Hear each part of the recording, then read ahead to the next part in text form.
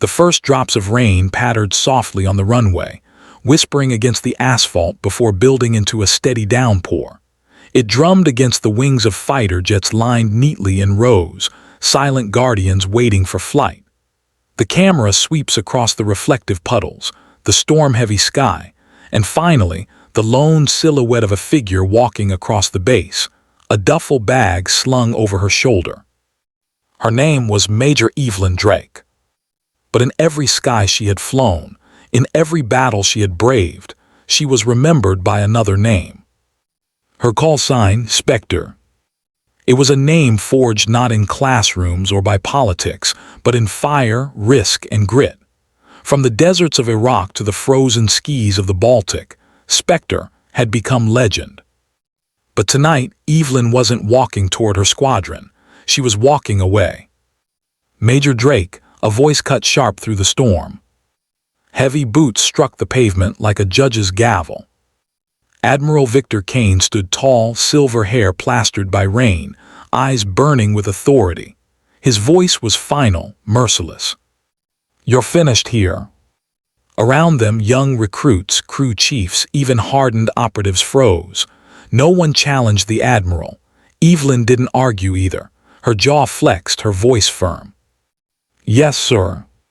The camera closes on her face, eyes seasoned by battles, lips pressed tight. She gave a single nod, tightened her grip on the duffel strap, and kept walking. Lightning cracked overhead, and then something unexpected.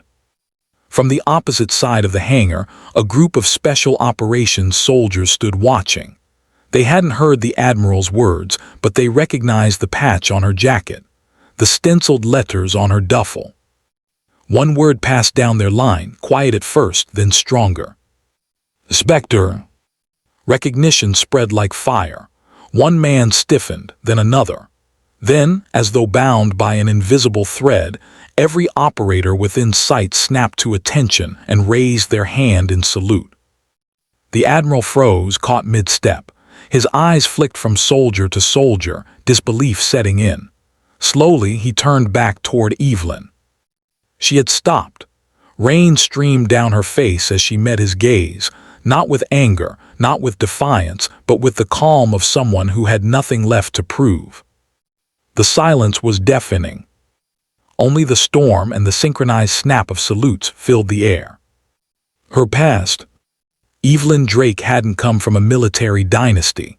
She grew up in a quiet Midwestern town where excitement meant Friday night football and summer carnivals. Her father fixed cars. Her mother taught history. She wasn't supposed to fly into war zones. But the world had other plans. At 19, she enlisted. By 22, she was flying combat missions. With every sortie, her reputation grew, not from speeches or medals, but from the silence of missions completed and lives saved. Her call sign was born one night in Afghanistan. A platoon of Rangers pinned down by relentless fire called for support. The skis were a nightmare of anti-aircraft fire. No pilot dared cut through, except Evelyn. She dove through the storm of tracers, unleashed firepower, and circled back until every man was safe. When she landed, soaked in sweat, hands trembling from adrenaline, one of the soldiers muttered, "She moves like a ghost, like a specter in the sky." The name stuck, but so did the weight. Some admired her, others feared what she represented. And Admiral Kane, he hated it. To him, order meant obedience. Evelyn believed in lives first, rules second. Their clash was inevitable. So when the chance came, he struck. The charges, insubordination, reckless independence. The paperwork was flawless. The punishment, absolute. She was dismissed. But the men on the ground remembered differently. They remembered the silhouette of her jet tearing through fire when no one else dared. And so, on that stormy evening, stripped of rank, stripped of future, they saluted. Soldiers' hands snapping up, their eyes locked on her. Admiral Kane falters. His lips part but no words come. Then a grizzled veteran with scars lining his face steps forward. His voice is low but unwavering. "Permission to speak, sir." The admiral nods stiffly. That woman pulled my team out of a kill zone when command wrote us off. With respect, Admiral, you may outrank her on paper, but in the field, she outranks us all." The words hit like thunder. The Admiral's jaw tightens. His authority remains intact, but his respect lies in pieces. That night Evelyn walked off the base.